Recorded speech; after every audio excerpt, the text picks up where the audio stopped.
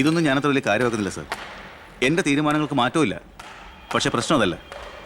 പെണ്ണിൻ്റെ സ്നേഹബന്ധത്തിന് സ്ട്രോങ് ആയി സപ്പോർട്ട് ചെയ്യുന്ന ഒരാൾ കുടുംബത്തിൽ തന്നെ ഉള്ളപ്പോൾ അവനെ വീട്ടിൽ നിന്ന് അടിച്ച് പുറത്താക്കി പടിയടച്ച് പിണ്ണം വെച്ചാൽ പത്രക്കാർ വേറെ കഥകൾ ഉണ്ടാക്കും. ഇത് കൊല്ലാനും വയ്യ വളർത്താനും വയ്യ എന്ന് പറഞ്ഞ അവസ്ഥയിലപ്പോ അച്ഛൻ ടെൻഷൻ അടിച്ച് വെറുതെ BP കൂട്ടല്ലേ. സർ, എനിക്കൊരു കോൺഫിഡൻസ് ഉണ്ട്. ഞാൻ ഇറങ്ങുന്നു. സർ, ഒരു മിനിറ്റ്.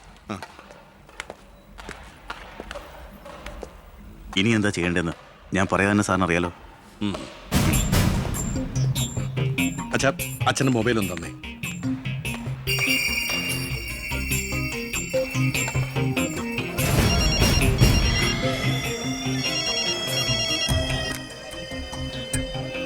ഹലോ.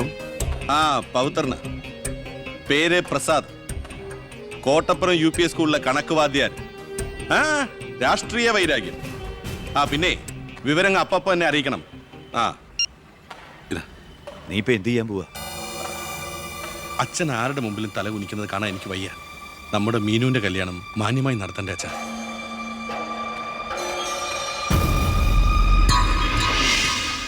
ഇപ്പൊ പോയിക്കോ, നമുക്ക് വൈകുന്നേരം അമ്പലത്തിൽ വെച്ച് കാണാം. അമ്പലത്തിൽ വരുമ്പോ പറയും ലൈബ്രറിയിൽ വെച്ച് കാണാന്ന്.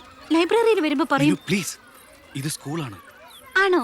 ഞാൻ വിചാരിച്ചു മാർക്കറ്റാണെന്ന്. ദേ, ഞാനൊരു കാര്യം പറയാം. എന്റെ കല്യാണം ഉറപ്പിച്ചു. ഉറപ്പിച്ചല്ലേ ഉള്ളൂ, കഴിഞ്ഞിട്ടില്ലല്ലോ. അന്ന് കളിയാക്കി വിളിച്ച